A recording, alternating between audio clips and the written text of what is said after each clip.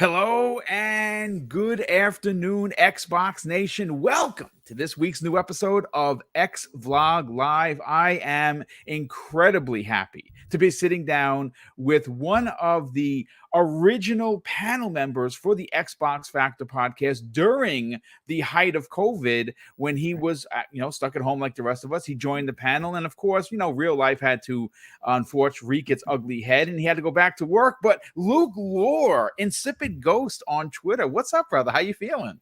Man, I'm feeling great. I feel privileged and honored to be back with you. Yes, one of the OG panel members. We had such a good time in a dark situation. We made some silver linings, I think. Yes. Yeah, we did. And some good friendships. And as you said, my schedule often keeps me from joining you, but it did not today. Yes. And I'm privileged to be back on. You and I were chatting Titanfall and Halo prior to going live, man. It's good to be back with you, Boom.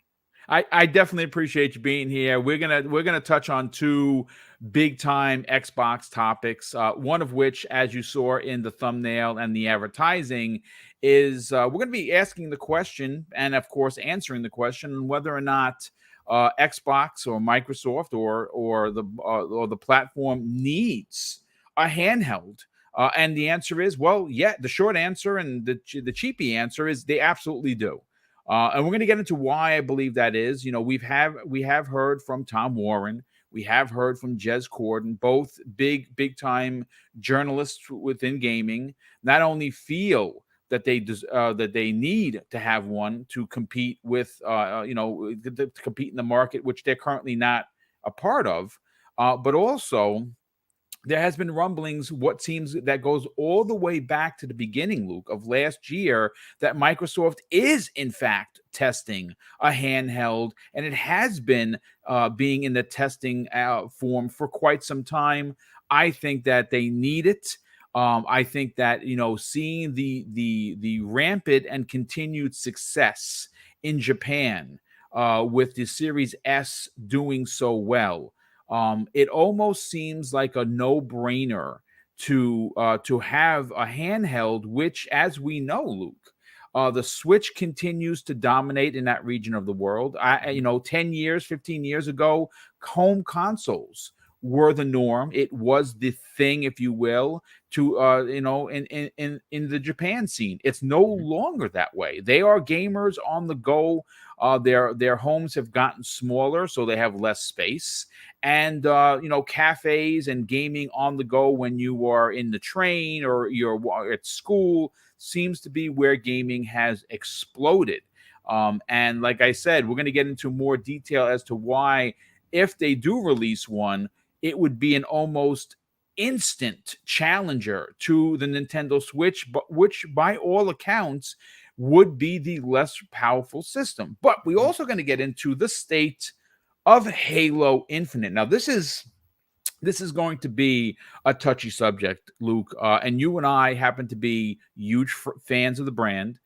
You just put on the Twitters that you got a nice, expensive Halo watch, which was absolutely gorgeous. Thank you. And obviously, this is not one of those conversations where it's going to be piling on the rabbit and throwing, flinging poo at 343 Industries. No. We're also going to talk about some of the controversy, and unfortunately, as we've seen in recent years, the word controversy and the numbers 343 happen to go together synonymously. And it's unfortunate because they did put out an absolutely stellar product in Halo Infinite, both in multiplayer and in the single player campaign, but they are struggling to have answers, a roadmap, if you will, when it comes to what's coming next. Still no information on the story beats for single player, which is a little shocking. And, the last update saw the release of one map, which is unacceptable. So, Luke, let's get into Halo first as we wait for people to file in here. Again, I think that, and I hate to have to say this, but there are going to be people in the chat. They're going to get into their feels and want to make kind of a case out of us having an opinion on Halo. I said this in the pregame, and I'll say it live on the air.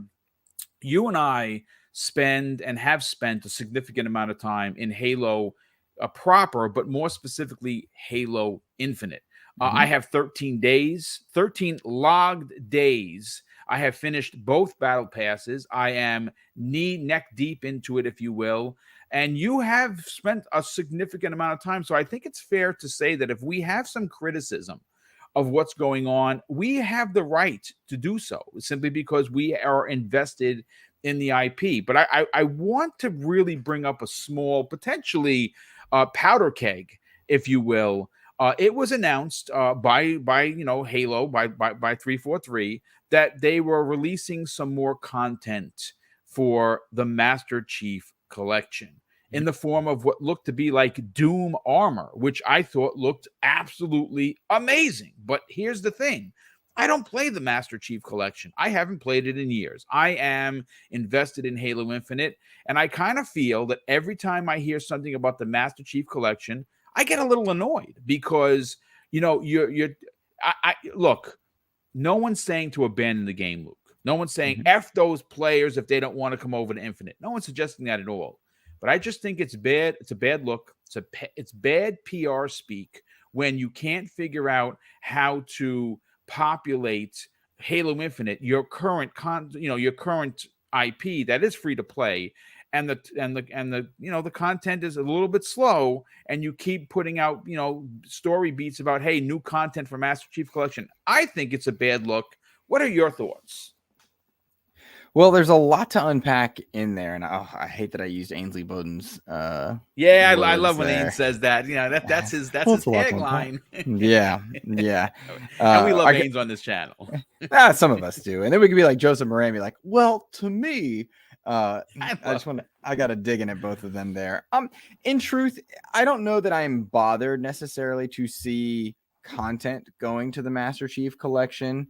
I get worried when I see things like the microtransaction element, because we're going to get into that too. That's yeah.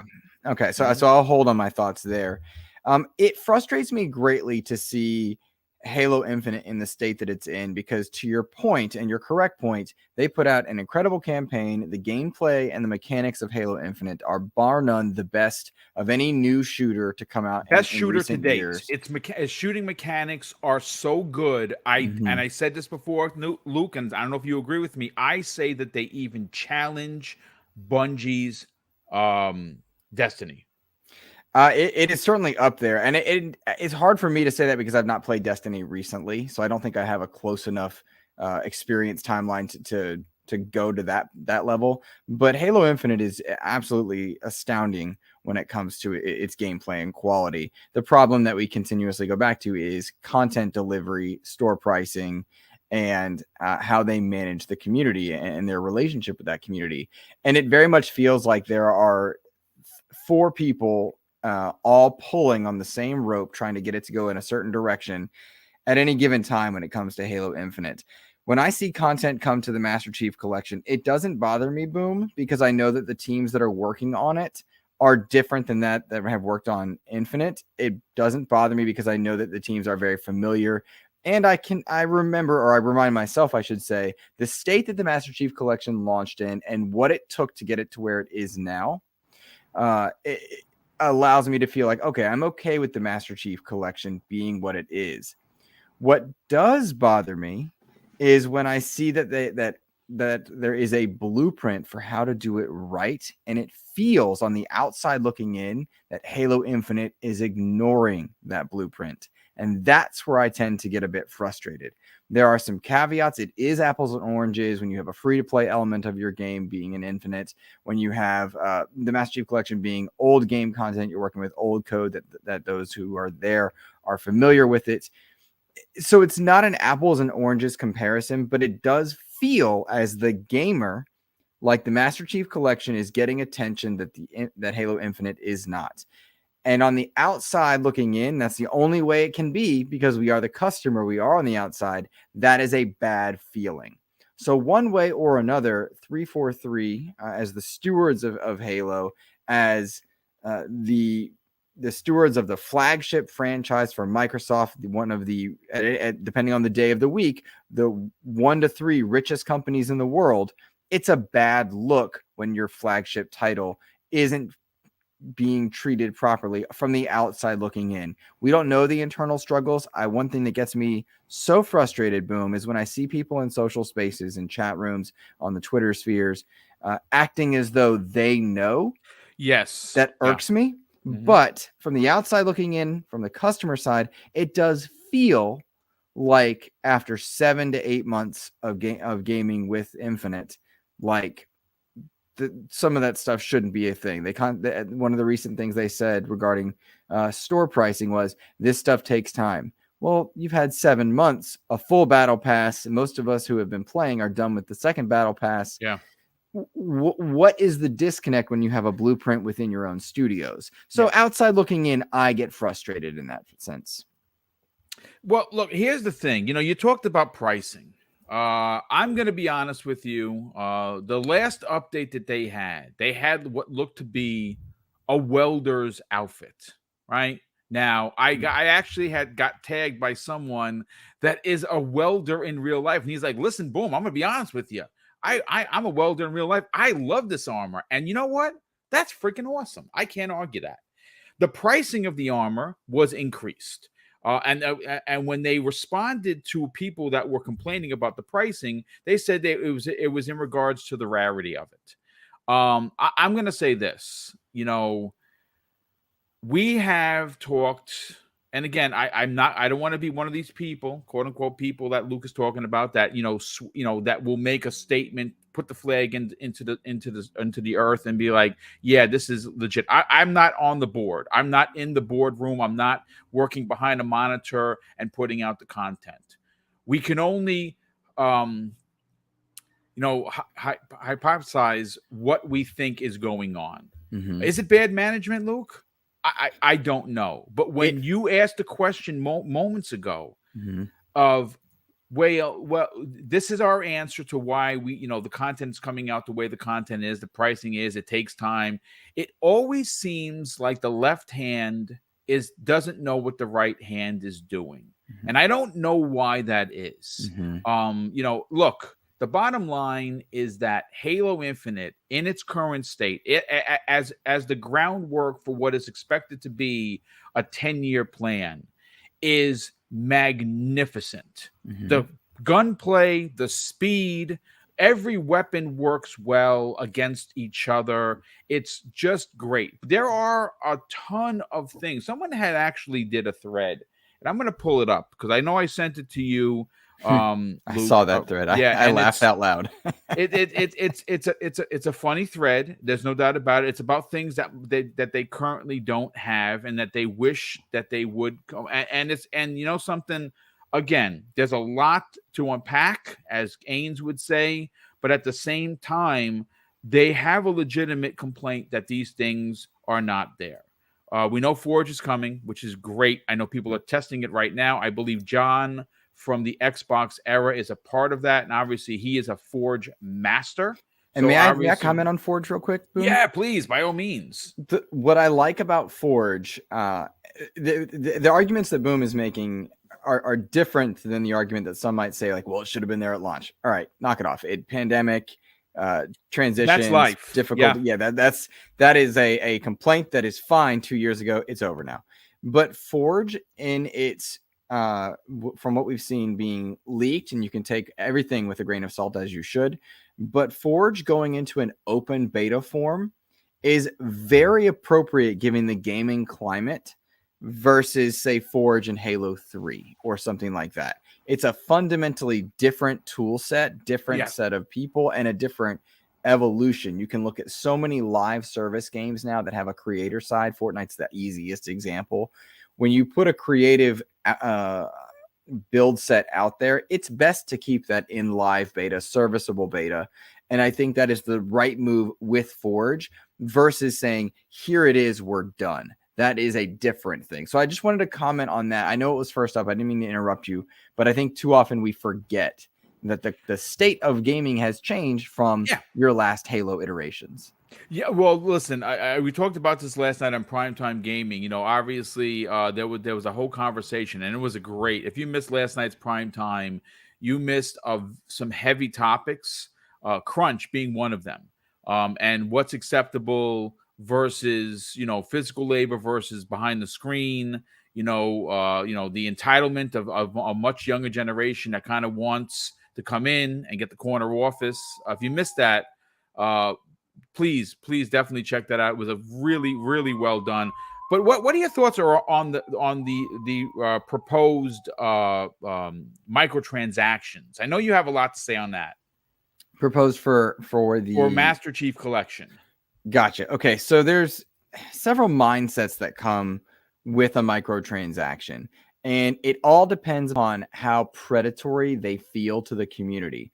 The statements and the wording that 343 is using regarding the microtransactions and the MCC are very PR, but they also make sense. The idea of, if you were not there in the time where Halo MCC was coming out, if you weren't playing the seasons, then you missed out on the grind and the chance to unlock certain things. Now, smartly, there's always stuff you can go back to, but do you want to grind in with a community multiplayer wise that is moving on and away and moving into Infinite?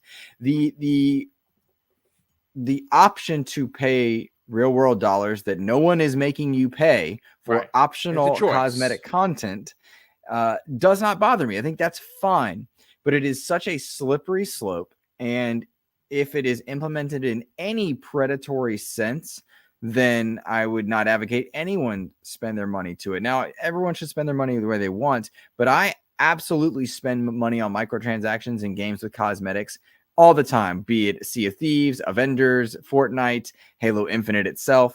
But when I feel like it's predatory or the game isn't respecting my time, I do not. I did not spend money on Halo Infinite in that what I thought was what they called a super rare. They called it something silly. Yeah, like the wording was ridiculous, honestly.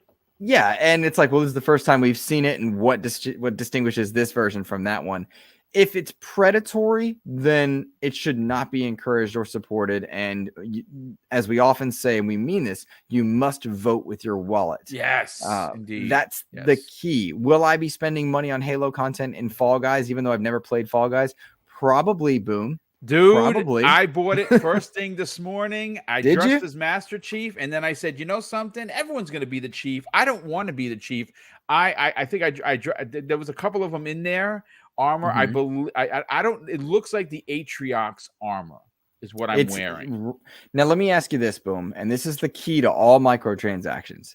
In doing that to your Fall Guy, I think they're beans, or what they're called. They're like jelly beans. Yeah, yeah. In doing that to your character, did you have fun? Dude, I have been a proponent since this game launched on the PlayStation. I was crazy addicted then.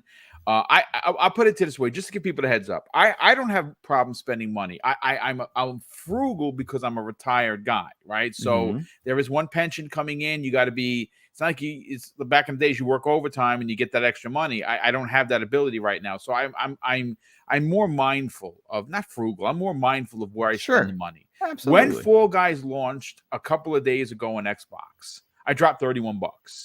No questions. I bought the season pass. I bought all the big season pass. It came with all this extra whiz bang stuff, and it's not a problem. I literally didn't spend any money on the Halo stuff because I saved all of my points that I got with the big whiz bang. I knew that the Halo stuff was coming.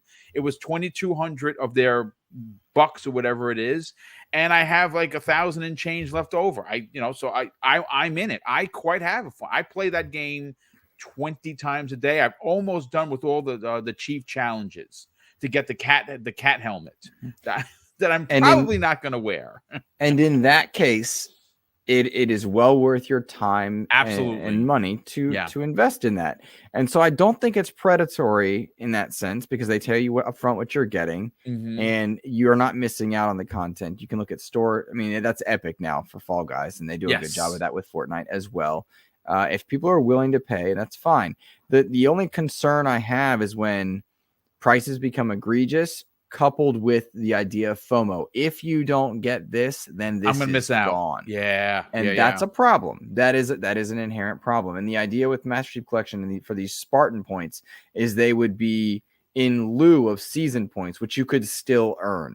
Right. So on paper, the paper, by the way, that has been presented by 343 and their PR, it looks fine. I'm not opposed to it, and it's a possibility at this point.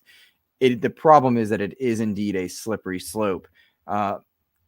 Keep in mind also, to anyone that's in chat or in socials or watching this on VOD, the Halo community has been very vocal about Infinite store structure, and we've already seen a plethora of changes from the multiplayer launch to now. The second battle pass included ways to earn real world currency. It included better and more cosmetic unlocks. And they reduced the prices in the store. They made that slip up a few weeks ago, which tells you that it's never set in stone and you can't always trust. But making yourself vocal combined with the more apt and more appropriate, not spending the money, that's the key. That's the key. I mean, listen, I'll say this to give people the heads up of how I feel about Infinite. I spent $60 in season 2. Sure, not a problem. Yeah, same. There's armor that I wanted. There were different things. I got the first 25 levels of the battle pass, like most people do. The problem with the problem that I potentially see happening with the Master Chief Collection is what just happened with Infinite with the price increase that you're just referring to. It came out of complete nowhere. Their response to it was laughable at best. This is the kind of stuff that gets 343 in trouble. And this is again, I don't know who sits down in the meeting room and says, this is what we need to say, or they try to, to do the old banana in the tailpipe. You know what I'm saying? Because Eddie Murphy, if Eddie Murphy taught anything to anyone, don't fall for the banana in the tailpipe. Right. And that's what sometimes they do. They did do that with this, rare armor that looked absolutely horrendous. I sometimes I wonder if they design these things in the dark. Or because some of these designs, they seem like they were left over on someone's table, and they walk by and they're like, "Oh, look at that! That napkin someone drew on that. Let's use that," because some of it is just horrendous. Again, this is not piling on 343. We've already declared that Infinite is amazing. But we do have some concerns regarding content. I don't know. There is now. If you don't know, if you follow the Halo Championship, that is coming. That has been confirmed for September 23rd through the September 25th in Florida, Orlando, Florida. I believe Kay Asante, who's in the chat, is looking to go to that. And if I lived in Florida, I would probably go because that is pretty dope. I went to the one in Raleigh this past December. Boom. Oh, that's awesome, dude. Nice. Yeah, nice. No, it was cool. So the question that I will, before we move on to the handheld aspect of the conversation, because that's a big one, is the Halo Championship it's a big deal, Luke. It's a very big deal. It's watched by millions. Do we foresee them coming out with some additional content, because they were obviously absent or put in the doghouse, however you want to consider it, for the Microsoft Xbox Bethesda showcase? They were nowhere to be found. Certain Affinity, we know, is currently working on the Battle Royale aspect of Halo, which I'm not a Battle Royale guy, but I will try because it's Certain Affinity. And to be honest with you, they have been they've been quite quiet on the front of single player story beat missions. Sure. And of course, what they continue to do with supporting, because all we have this year, Luke, is the one drop. Do we suspect that at the Halo Championship, which is a big deal, we could get some information on some new potential content? They have. So there's a couple things here that make me say no.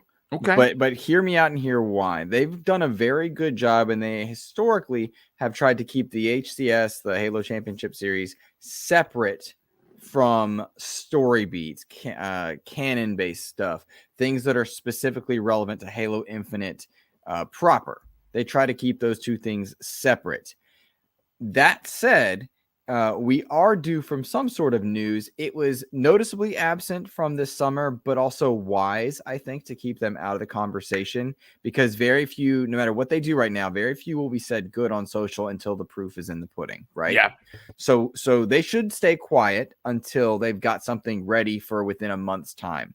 September would make good sense for them to come out, perhaps capitalize one, on the HCS's attention, or vice versa, probably vice versa, because the HCS is pretty niche. Despite being very popular, the two communities don't always overlap, is what I mean. September, October, you should expect to see something from Halo Infinite's new mode, that Project Tanaka, that Battle Royale, 60-person, I think, with drops. There's a lot of cool stuff that's coming with that. If it does end up coming out, all signs point to yes, by the way. Yes, it does. There's more signs than no. Yes. Yeah. And Certain Affinity is the right group to be working on it. They are well versed in Halo. They're one of the very few Xbox second party that we don't seem to acknowledge or talk about, but they very much feel like it. So I think you're due for some Halo news September, October. I doubt August, at least not from what I've heard. I'm not an insider, just to be very clear. I hear things on occasion by the nature of XEPs. I interview people, but I would not say I'm an insider. That said, I've heard you're going to hear stuff in September, October for Halo Infinite's November or December content. Right. But it's wise and smart that they stay quiet until they're very close to giving content, because nothing they can say right now will be received well until the product is in the player's hands. Right. They can't actually, and I absolutely agree with you. I think you're onto something, because I think coming out with anything outside of proper content to say, here you go, it's going to be looked upon as a yawn. People are going to be like, yeah, whatever, Right. Yeah. Right. Exactly. And, the scuttlebutt that I have heard is very positive as far as the content that's coming. The scuttlebutt I've heard as far as the leadership is that there is consistently kind of a battle in who wants what, pricing wise, core customizations, those kind of things. Those are constantly at odds, which is so darn frustrating for so many people who love Halo. And I don't mean the people that want to complain on social to complain on social. Those people are silly. But those that just love the game and love the franchise, and they have a tough job in front of them, Boom, because they must appease to the single player Canonites. They must appease to the multiplayer people who just adore and love multiplayer. They must appease those who are just diehard for ranked competitive multiplayer, HCS style ranked gameplay, that kind of thing. And then they also have the pillar of creatives, which Forge should satiate, and leaving out another pillar that Halo has in years past justified, PvE. And it is not unprecedented, but it is just such a monumental task to be asked to satiate each of these communities: PvE, competitive play, casual play, single player content, and creatives. That's a lot to try and please with one platform. And I do know they abandoned the 10-year aspect of Halo Infinite. That is gone. That mindset is gone now internally. But that is not to say that they're not abandoning Infinite. They're just, the way they were planning to roll content, they realized is not going to work. So they're retooling, as it were. Yeah, you mentioned something. What shocks me a little bit is, like, I like really like making my Spartan my own, and I have. Same. My Spartan looks so badass, it's bonkers, and I haven't changed him since getting the skulls for my shoulders. They're on fire. It just looks incredibly badass. But one of the things that I've seen a lot of people complain about and have every right to do is, the colors and being able to mix and match, and these seem to be things that are standard fare in most free-to-play games, and why they don't have that figured out, I have no answer for it. In regards to them trying to please a plethora of groups, look, here's the thing I'll say about that, and then we're going to move on to the handheld aspect of the conversation. I do not give 343 as much leeway as some other people will, Mhm. because they are the largest studio Xbox Game Studios has. They have Mhm. literally limitless funding from Xbox. They are in charge of the flagship IP for Xbox, known to anyone that plays video games. And if you, again, they have the biggest team, the largest amount of people. You guys are going to have to figure this out. This constant struggle that we hear about which one group wants this way and that group wants this way. That is where people start to wonder what the H is going on with management. How is this allowed to continue to happen? And that answer is, well, I don't have an answer for it. I thought that the ship was righted when Joseph Staten came back, and I think that he is doing what he is expected. What we all expected him to do. But this, again, going back to what you said, Luke. This group wants this. You guys have to figure it out already. I mean, Mhm. this game has been in development for over 5 years. I want to say maybe even 7 years. No more excuses. Correct. Correct. Even if, and this is again, we don't know what has happened internally. It doesn't matter to a point. It doesn't matter because on the customer facing side, Right. things need to be improved. And I will say that for all the frustrations, the fact that the game came out in the state it did is a miracle. It's That is an shocking, dude. absolute miracle. 100%. Yeah, absolutely. But what is not excusable by me to my way of thinking is this season, this second season had a great battle pass, but it's for it to be 6 months long and Yeah. and offer, I don't know how, if offering a little is the right term. The fact that they don't have a tier after you get to 100, Fortnite does this very well with bonus rewards and Yes, they do. alternate. Having that would have done a lot to satiate those who are playing every day. And I play quite a bit myself. I'm at 12 days. So I think I'm 7 minutes shy of 12 days on my counter. I absolutely love the game, but too. it would be nice to feel like I'm continuing to make progress. And when I hear from my more seasoned gaming veterans, well, we didn't used to have that. Okay, but that gaming world is gone. That's an ancient past. Yes. Correct. Yes, it's just a different landscape of gaming, and progression is an expectation now. Well, To me, you that's mentioned something earlier that I think is really relevant to what you're saying, and that's the blueprint. Not yes. necessarily Microsoft's blueprint, but the games as a service, the free to play blueprint that you're talking about, has been laid for them to copy, follow, paste, whatever you want to say. Fortnite does this to an unbelievable perfection, and they continue to do so. You said it earlier. I don't know if you were referring to this particular point, but you said it. The blueprint is there. No one's saying to copy and paste it, but take what works with your game and make it work. Right. Well, and they've got several, you can look outside of Microsoft and see some incredible battle passes and monetization models that are great, that I spend money in. Again, I point to Avengers, I point to Fortnite, but also within Xbox Studios, the amount of money that I've spent in Sea of Thieves, the amount of money that I spent in Gears 5 was absurd and wonderful, and I enjoyed all of it. And those are internal studios, and I say this often out of ignorance, knowing full well that I don't have the answer, but it's baffling to me that 343 leadership did not sit down with Coalition, sit down with Rare and say, all right, how are you building your Plunder Pass, your Gears Season Pass? We don't know that they didn't do that, but we do know they seem to ignore quite a few of the lessons. Right.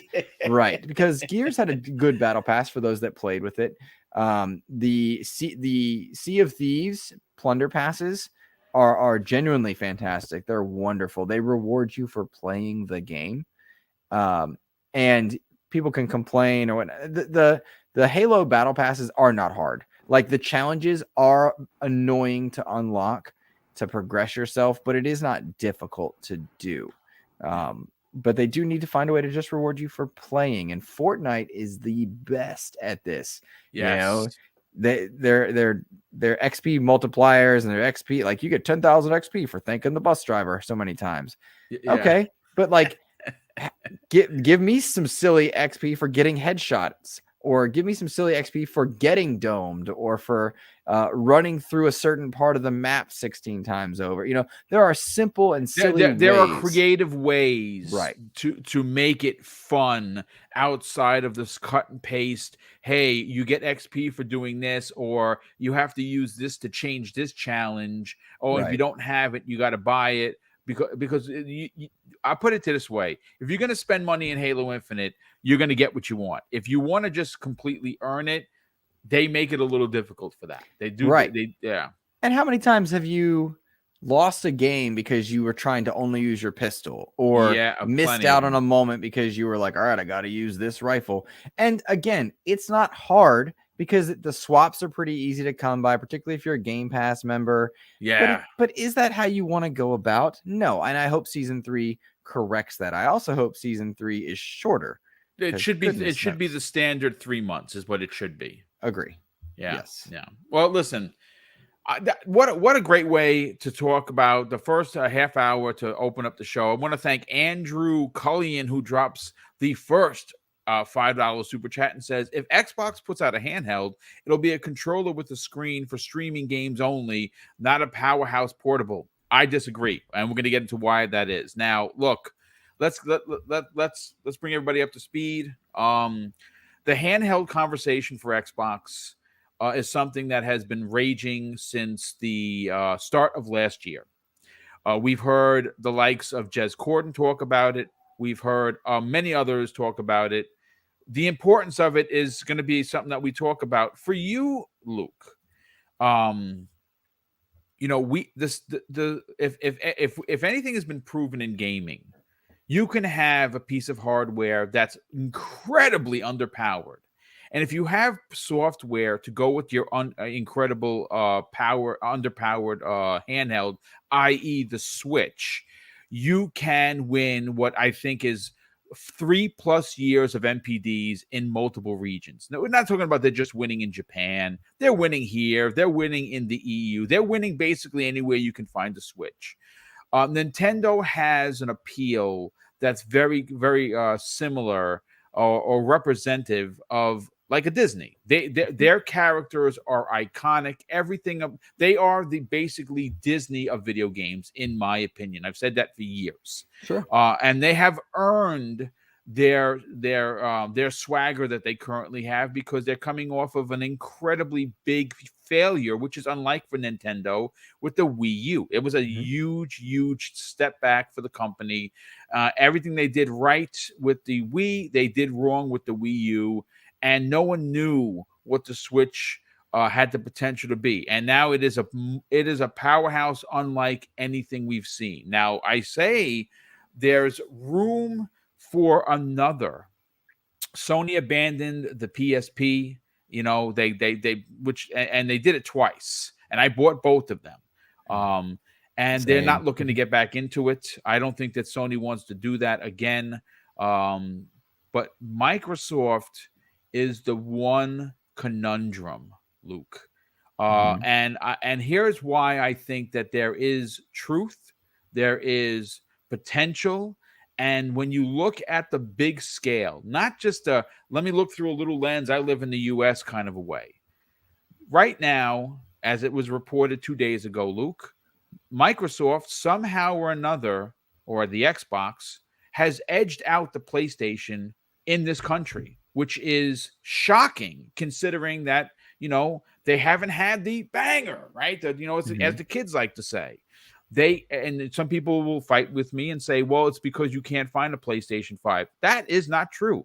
I saw one in my Target, saw 3 in my Target just sitting there. So you can, if you look, find them. I don't think it's the quote unquote chip shortage. So really, you don't think it's the chip shortage? I don't think so. Because here's why I don't think it is, Luke. if you are a gamer and you are dead set on a PlayStation 5, and here's your $500 in your hand, and you're like, okay, I got my money. Here we go. If you walk into said store and you see the Xbox Series X or the Series S specifically, and you like, wow, look, there's an Xbox, and your mind and your heart are on that PlayStation 5. I just don't think it's cheap enough. A $300 impulse buy is not something I believe in. I think that there's, I just don't think that's the case. Could it be a part of it? Sure. But what I want to talk about and why I think that this handheld not only is real, I don't know when it's going to release, but I think that it has to release, is the League of Legends deal. Like, people keep saying, it's mobile and PC. Let me just give you a hint on how big of a deal getting that group to team up with Microsoft is. Can you pin that for just one sec? Sure. The only reason is I'm still paused on this idea that Xbox is winning solely on the fact that they're Xbox, and that the chip shortage doesn't play a factor. And there's two aspects that I come to mind. Sure, let's hear it. Yeah, PlayStation's first party catalog is superior at the moment. 10 times over. Yeah. Yeah, and they have, to their credit, taken great strides to improve their online infrastructure and their social offerings, not as a Game Pass competitor, because it is an apples and oranges element, but they are offering a lot to their customers that buy in. Yes. And just to be very clear to anybody that's unfamiliar with my content, I cover Xbox. I do play on everything, but I'm primarily an Xbox user myself. Noticeably absent from the Xbox category is a AAA exclusive in 2022 as of 6 months in, and their two exclusives were late 2021, which, all things considered, Boom, like, we've had two Xbox exclusives of the AAA category in the last 8 months. That's pretty good. Like, that is a good thing, right? But it surprises me to think that PlayStation, with its incredible mindshare win over Microsoft in the last generation. I mean, last I saw, it was like 120 million versus 55 million in terms of PS4s and Xbox Ones. Yeah. So I think that plays a lot to do. I don't know that it's Xbox. That's why I think the chip shortage plays such a big factor. To defend your point, though, to acknowledge the idea that Xbox might be doing some good work, you have the $300 Series S, which is very attractive for anyone 100%. that's anxious to get into next-gen gaming. And when you've got Game Pass, you don't need that AAA banger as desperately. You still need it. It still needs to happen, and we know it's going to happen. It's just taking longer to get there than we might have suspected. But I do think the chip shortage plays a big factor everywhere, and Microsoft, to their credit, is managing it better than their competitors. But man, I'd have a hard time saying that Xbox is winning just because it's winning with regularity. There's an ebb and flow, a back and forth, which is what I want as a customer. But I think that chip shortage plays a bigger factor, Boom, than not. I mean, and maybe I'm wrong. No. Listen, it's a wonderful and well thought out opinion. That is for sure. But what I want to do, why I want to reel this back in, is because anywhere you go in any part of this country, handheld is dominated by the Switch. Right? That's a fact. Yeah. It's a 720p machine. It has great IP. It has great history. It has great support. You're playing on your console, on your TV. You got to go. You drop it into your bag and you're out. And vice versa. It's fantastic. When you see how well this console does in specific, the specific market I want to refer is to Japan. This is a market that notoriously has been a failure for Xbox. We see the Series S gaining significant ground. Now, is Microsoft going to outpace Sony and Nintendo in their home turf? The answer is no, they're not. But they are going. They have a chance to still be a part of the conversation, even if they stay at third. Correct. Where they could gain ground, where you could see them take up a number 2 spot over Sony, is if this handheld happens to be real. Now, Microsoft is known, or specifically head of Xbox games, and Phil Spencer, right? He is head of Microsoft Games. He was given that title after the ABK announcement. He was, and I talk about this many times, clowned by many people in this community, many people on in the gaming media aspect, for wanting to appeal or to get to the 3 billion gamers. They're doing a pretty good job of what they currently have in front of them. There's no doubt about it. There's, it was just announced today, as a matter of fact, that on the new Samsung TVs, you can play your Xbox as if there was a console in that TV. Now, granted, that is just the Samsung 2022 TVs, but it's still, cool. It is, I saw Danny Pena from Gamertag Radio playing it during the Xbox event, and he said it literally feels like you're playing on a console. He could not tell the difference. And I've seen many others, but I specifically mentioned Danny because I love his content and love what they do over at Gamertag Radio. But where I think you can see someone like Phil Spencer looking beyond today, tomorrow, into the future, why I believe this handheld could potentially be a thing, is because they have 2 consoles. 2 very powerful consoles, one of which, like you said moments ago, extremely appealing at the $300 price point. I have a strong feeling, Luke, that during Black Friday, that thing is going to be down to $250. I really have a feeling that they're going to drop $50 on that. And who's to say that at some point they don't drop the Series X $50? And really go, put the fire to the heels of Sony if they keep their box at $500 and $400 respectively.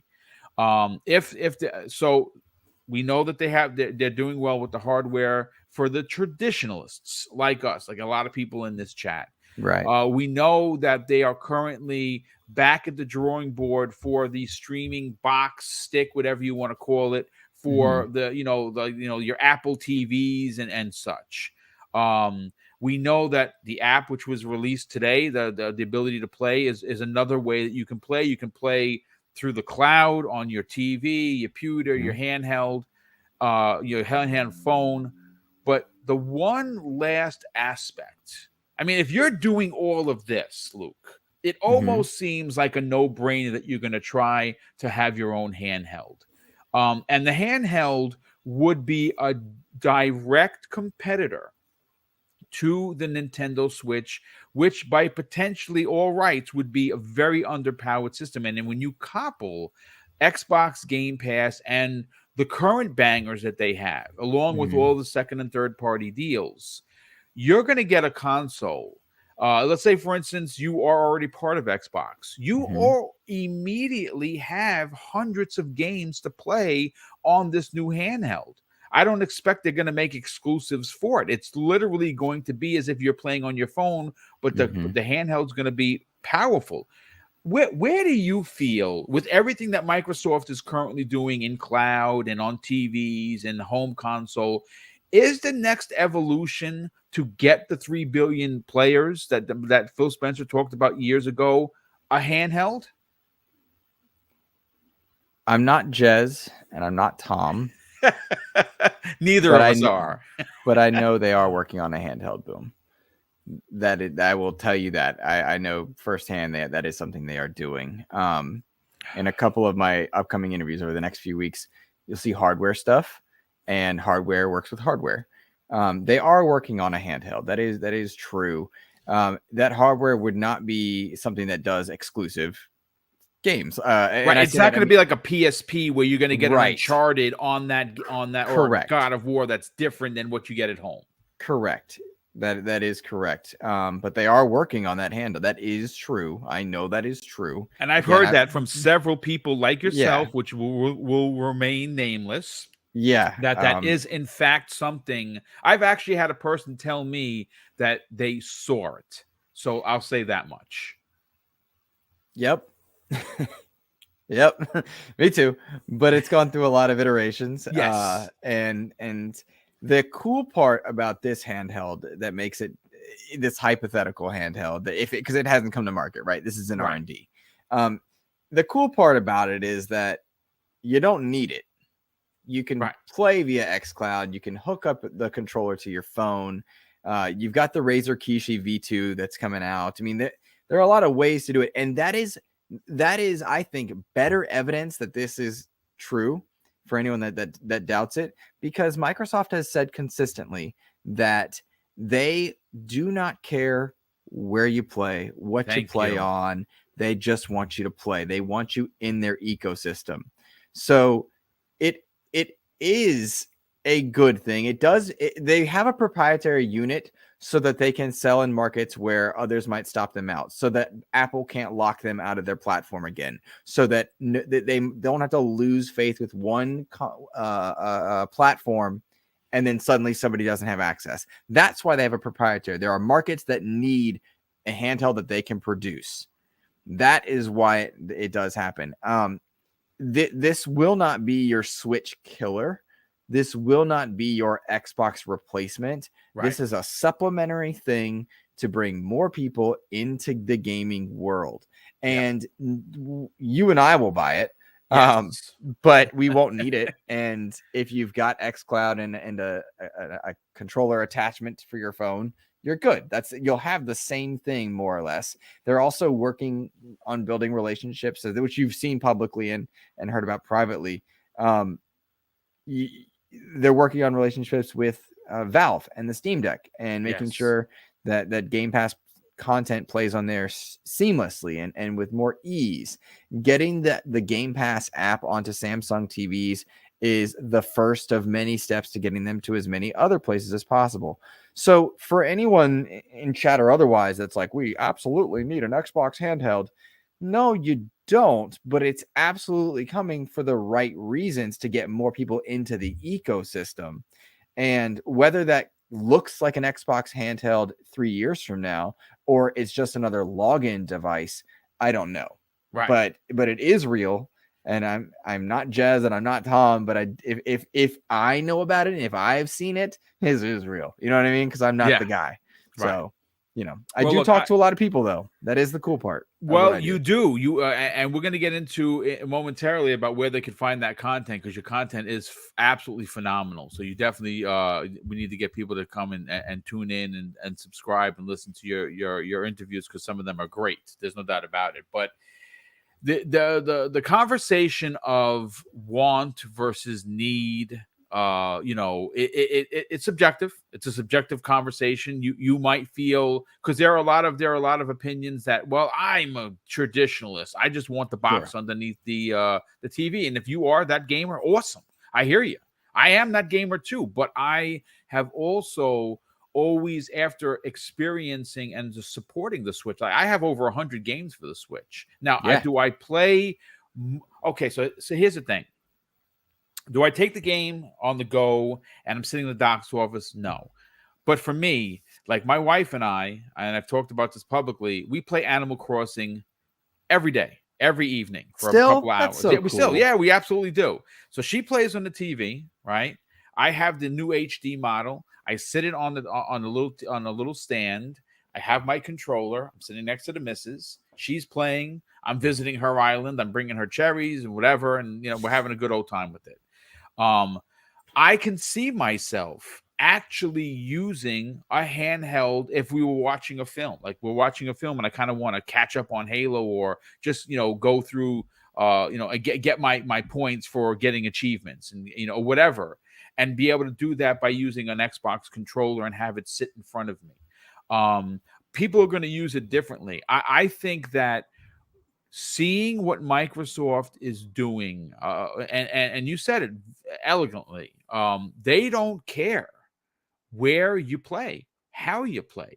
They just want you in the ecosystem. What ecosystem is that? It's just Xbox? Well, yes and no. It's more so they want you in Xbox Game Pass. That's the key. If you can log in, you're good. Like, I would love a dedicated handheld, but they don't care if they don't really don't care if they're nobody truly makes real money off of hardware. There was one hardware, I think the Wii was an example of hardware that was profitable from the selling of the Literally box. from the minute they put it in the box. Right. Yes, 100%. Yeah. But you don't make money from hardware. You get money from transactions and Three or 4 years later, you're making a couple of bucks, but right. but you're not building the mansions based on the hardware sales. Exactly. And the Steam Deck is likely. Now, this I do not know. This is speculation. I've not heard anything, but I would imagine, Boom, that the Steam Deck is teaching lessons. Oh, and sure. They are probably working very closely. I mean, we know they're building the relationship with Valve continuously, but like that Steam Deck's teaching lessons, and I would love for a report to come out by one of the true insight by Jez, by Tom, to talk to us about like how much Game Pass time is getting used on a Steam Deck. You know, like that'd be really fascinating. Would be that would be, you know what, that would be awesome. I don't know how they'd find that out because I don't have that kind of knowledge, but that would be pretty awesome as to, you know, who and how many are actually using Xbox Game Pass on it. And I'm sure that Microsoft is taking note to that data as to, you know, whether or not they move forward with the handheld, but and again, I can't say for certain that it's coming out next week or next holiday. I know that it's coming. And I think that it is the next evolution into the global reach that Microsoft or Xbox wants to have. They want to have a thumbprint as big as the world. And the way you do that is exactly what they're doing right now. You start out traditionally and you get a box. They went one better and they gave us two. Yeah. Two good ones, by the way. Very well engineered ones. Really good ones. Aesthetic looking and everything. I mean, both consoles look amazing, whether they're standing or on their side. And they're both the Series X on its size scares me a little bit, but that's how I have the Halo one sitting literally right next to me. You put it on the side. Oh, yeah, I have no choice. It's because where the TV is. I have a terrible stand. I don't want to put it behind the TV because then you're not going to see it anyway. So I'm stuck with it on its side. Real talk. I don't know if you can see it on my shoulder. My PS5 is behind my TV. It's like that's a good place for it. Yeah, it is a good place.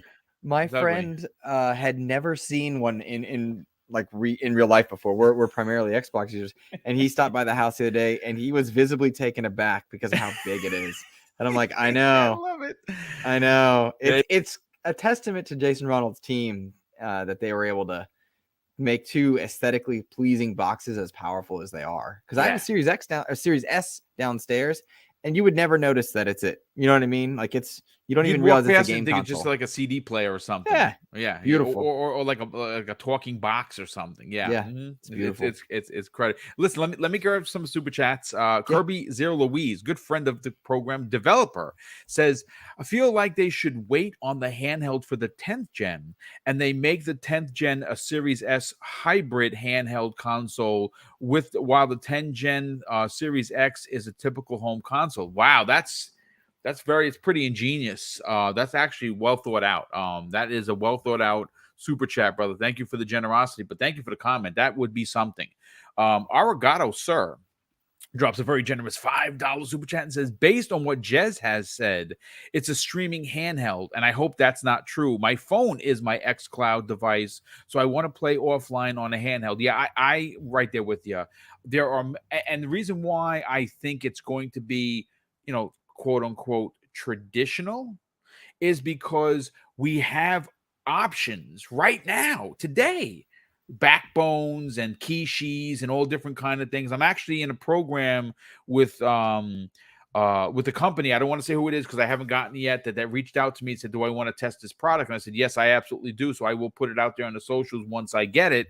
But it is for me to put my phone in, and it looks absolutely amazing. So we have that. So to me, it doesn't seem like it would make sense for Microsoft to just copy what's out there because it's out there already. They need to do something that's, you know, more traditional. Play offline, download the game into this little thing, you know, allow for memory cards and upgrades, and then play your game however you want to play your game. Do your check-in, you know, at your hotspot or whatever. But we have another super chat from a good friend. I think we all know this gentleman. Kay Asante drops a very generous $5 super chat, and he says, "As a newly minted Steam Deck stan, I bet we see Xbox offer a similar device. The deck is basically a Series S, and right now xCloud plays insanely well on it.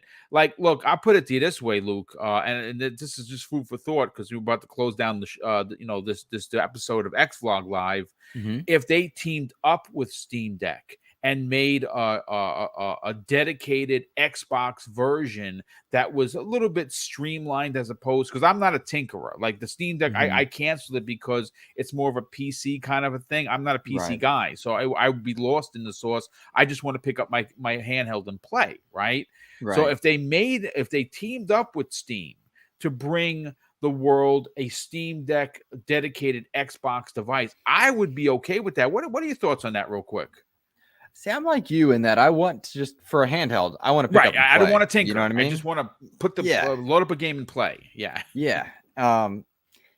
Interesting. Like, well, first, because you and I are who we are, if it's Xbox branded, we're probably gonna get it, right? Dude, it's automatic, being pre-ordered. like if it's Xbox branded, of course you and I are gonna grab it. But that said, I don't know that there's a need for that either company would say is worth the dollars.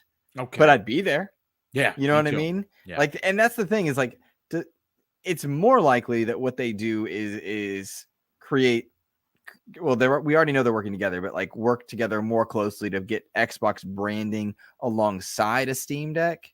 That's more likely, I think, as opposed to like, getting it get engraved on there or whatnot. But I mean, I'd be there for that. But like you, I want to pick up and play. That's my handheld vision. And thankfully, and this is a plug to anybody that somehow hasn't checked it out. I know your chat is I see your chat pretty comfortably. Like xCloud is plug and play, and that's the pretty coolest part.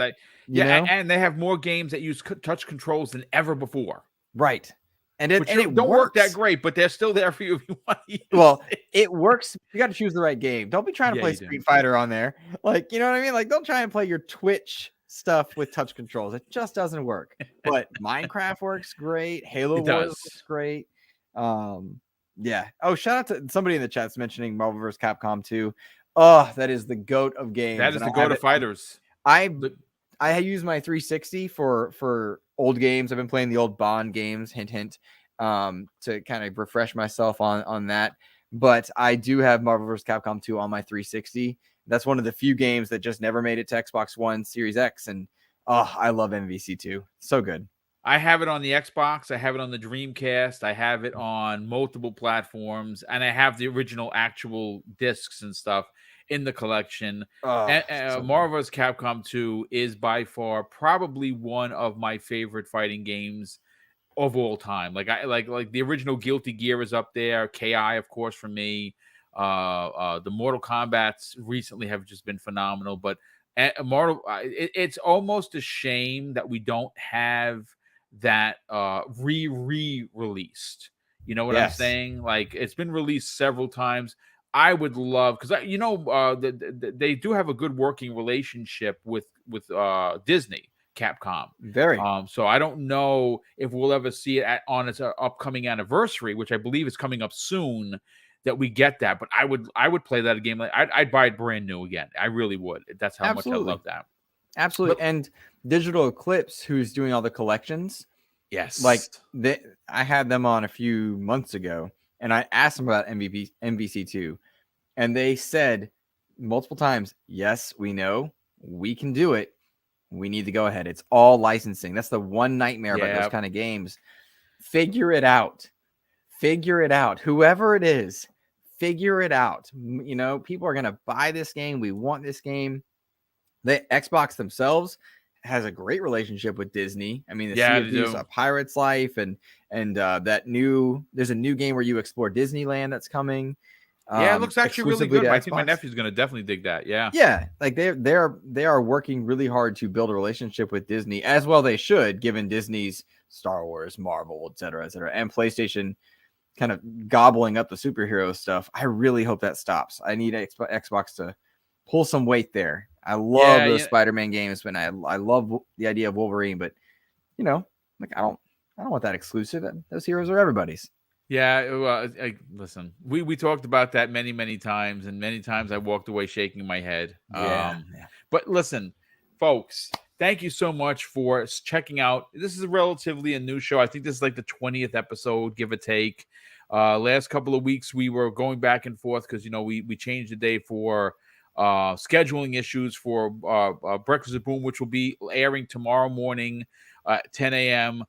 We got some spicy topics, and one of which is acquisition talk, which is always fun, regarding IO Interactive. There was a recent book that came out about written by one of the original founders on how they wanted to make Agent 47 like the Coca-Cola of video games, meaning, and the way that they described it was pretty interesting. Like if you're walking on a beach and you see the sea, but the bottle is broken, it's a Coca-Cola game. You just know it because of the writing. You know it because of the branding. That's how they wanted to treat, and that's how they've been treating Agent 47. And it's pretty interesting in regards to what happens next for Agent 47. Look, I've said this before. My heart is still broken that they didn't get Crystal Dynamics. Like, honestly, the ABK deal for me is important. I understand from a business from a financial aspect.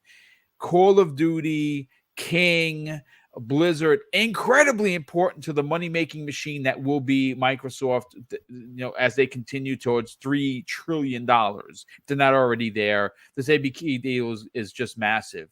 But that, not getting Lara Croft as an exclusive IP when they need that type of game, it hurts. I'm going to be honest with you. And I feel that Agent 47, specifically IO Interactive, and we're going to get into that tomorrow, I think that is an incredible potential acquisition that they must make. And thankfully they can drag their heels a bit because IO owns IO. They're not owned by anyone like a Square Enix. They were, but then now IO is just their own company. So Microsoft is probably in line. If anyone would like, hey, do you want to buy them? They probably have first rights, if you will, in the contract. I don't know what word this. So I've had the actor for Agent 47 on my show, and I've interviewed. I saw that. That's awesome, and that guy looks like it. It's crazy that he looks like the guy. It's cool. It's cool. I know Microsoft has pursued Bond and Agent 47 pretty heavily. Yes. I don't know what the final points of that are. I know they were caught off guard by the Embracer snag, Crystal. Yes. Because they were angling for that. But this is the part that's interesting to me, Boom, is that after the all hands meeting with Crystal and Embracer, people were leaving pretty excited, which is interesting, right? Like Crystal was not happy with Square, from what I understand. Oh no, they treated them terribly, dude. It was a terrible relationship. Yeah. But that morning they found out, a lot of the employees found out via Twitter, like the rest of us. But they had an all hands meeting that, like, with Embracer leadership. And they left feeling pretty good. And I cannot speak to the non-Avengers part of the Crystal, but the Avengers teams were very excited because they thought they were getting canned, and they thought that their projects were getting canned. It went the other way. Well, Embracer is very Microsoft-esque, where they're hands off. Hey, you want to make a game? Here's the money. Go make the game. That's Embracer Group is. That's why people were excited, because they are very, very reminiscent of Microsoft in that way. Yeah, very much so. So again, tune in tomorrow morning, 10 a.m. Eastern Standard Time, to the new episode of Breakfast with Boom. We have quite a few topics to get into, one of which is a little bit spicy. I don't want to say what it is, because then it's going to ruin the fun of talking about it, but it's a fun, non-toxic conversation that we're going to have. Real quick, Brett Bingham drops an additional $5 super chat, as he did last night, dropped quite a few super chats, says, would love to see Xbox Activision Blizzard make a spiritual successor to X2 Wolverine's Revenge. X2 was great. It's one of the best superhero games from back in the days where they kind of were just making them like bread. That was a really good one. Very, very visceral, very violent. But quite enjoyed that. Listen, Luke, thank you so much for spending 70 minutes with me. We got to sell your brand, brother. Please, by all means, it's easy to find you on Twitter. Yeah. It's at Insipid Ghost. But we want to talk about your incredible podcast because, again, it's absolutely incredible. The work that goes into the guests that you work to get on there, the respect that you have from many of the people that are the movers and shakers of this industry. Sell your brand, brother. Tell everyone where they can check out your show. Sure. Well, it was a privilege to be on, and I appreciate you having me. Thank you. It was great to be back with you, given too much time off, all things considered. But for anyone that's unfamiliar, and I saw a few people in chat that were unfamiliar with my content, I host the Xbox Expansion Pass, which is a weekly podcast dedicated to the goings-on of the gaming verse as it pertains to Xbox. So all news, but how it impacts the Xbox ecosystem. And that's on all your podcast services, including YouTube, though on YouTube, it's just the audio file. Right. But what I do in order to try and expand our knowledge of the gaming industry is I welcome on professionals from in and around gaming, developers, voice actors, engineers, producers, that kind of thing. Yes. Onto the show. And to date, I've had 78 industry professionals on my show in 137 total episodes. Most recently, the lead designer behind Sniper Elite 5. But if you guys saw the news about Shredder's Revenge DLC, that was me. Let's see. Let me look at my recent one. Ed Freeze, the former vice president of Xbox. Yeah, that was a good one, dude. That was really good. Thank you. Jeff Steitzer, the voice actor from Halo, who says double kill. That was really neat. Lauren Lanning, Stephen Frost. I mean, I have people from all around. From one of the voice actor for Star-Lord was on recently. The one who played Star-Lord in Guardians of the Galaxy. He did a good job with that. That was a great. Thank you. So it's the goal is to expand everyone's knowledge of the Xbox ecosystem, and that's when I sometimes bump into news, which is kind of cool. But for anyone that doesn't know me, I'm out there doing my thing solo. It's by myself. Yep. And I sometimes punch above my weight with the guests I get, and I'm privileged for you guys to check it out. There's a really cool Xbox name coming in late July, early August, so that I'm excited about too. Excellent. Well, listen, folks, thank you so much. We had 250 people here in the chat. That is big. Again, this is a smaller show. This is usually 60 or 70 minutes. We're in and out. I will continue this show as long as it continues to grow. If it starts to get stagnant, I am going to pull the plug on it and try and do something different. I am not afraid to fail. I have failed with many shows. Obviously, Breakfast with Boom isn't going anywhere. The Xbox Factor podcast is in its Tuesday slot, and Prime Time is on Wednesdays. So we do have those 3 shows covered. But if this show continues to show, if it regresses in any way, I will pull it. And we will try something else. But again, I want to hear from the chat. I want to hear from the community. If you are enjoying this, what else could we do to make this different? Is the one-on-one something you enjoy, or again, we'll talk about it. But I want to say a big thank you to the super chats, and one more came in from Brett Bingham, a very generous friend of the program. He drops a $5 super chat and says, "Crystal D points to Square Enix. Nah, we're being kicked. We're not being kicked to the curb. You're getting kicked to the curb," and they laugh. And you know what? That is very true. Embracer Group was a good land for everyone involved in that deal, including Crystal D and the Canadian studio, which was, again, what was the studio that made Guardians of the Galaxy? That was Montreal. Montreal. Square Montreal. Yeah, they're Montreal. And can I say thank you real quick to Kwame and Mark, both from your chat, who followed me on Twitter. Thank you, guys. I appreciate it. Oh, that's awesome, dude. Yeah, thanks, guys. Thank you. Yeah, I see a lot of people saying keep the show. Okay, listen, folks, it's not going anywhere. It's just that it's a thought, because I want to make sure that we want to grow with the content. And if the content isn't growing, then that's an issue. But we still have plenty of time. It's not going anywhere. We'll be back next Thursday at 12 p.m. I also want to just say thank you for all the super chats. those allow for us to do the big giveaways. And there is another one coming, thanks to Mrs. Boom's aspect of thinking about giving back to the community. We are doing Christmas in July, probably the third week. We're giving $400 worth of digital gifts away.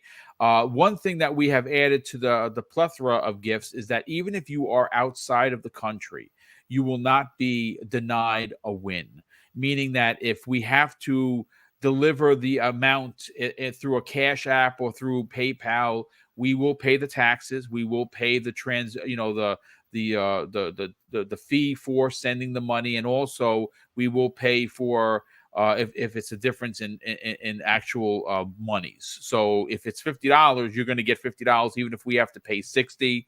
That's just something that she wants to make sure that anyone that supports the channel, regardless of where you are in the world, you will, if you win, you will get your prize. And that's a big thing for Mrs. Boomstick, and it's a big thing for me. And of course, I'm going to close out the show, folks, with something that's important to me. Hopefully one day it'll be important to you. And that's something that my dad taught us when we were kids. And he used to say, son, treat others how you want to be treated. And also, it doesn't cost anything to be nice. You live by those rules, Craig. I can guarantee you're going to have an awesome day. So take care, everyone. And we'll see you next week on the newest episode of X Vlog Live.